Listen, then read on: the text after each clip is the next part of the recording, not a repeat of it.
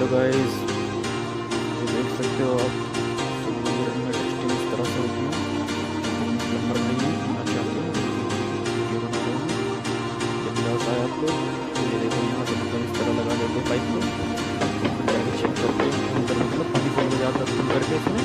अगर डाउन होता है तो चेक करते, फिर देखते हैं कि क्या है क्या नहीं है। तो ये देखो, इसमें पानी डाउन हुआ तो हमें लोकेशन देखनी होगी कहाँ कहाँ से सप्लाई करनी है।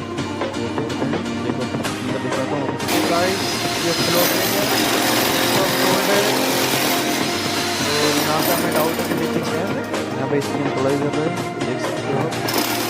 थोड़ा डाउट हमें इधर भी है, क्योंकि हो सकता है पाइप जा रहा है यहाँ स्टॉकिंग हो रहा है दीवार से लग के, तो हो सकता है हमें यहाँ भी तोड़ना पड़े।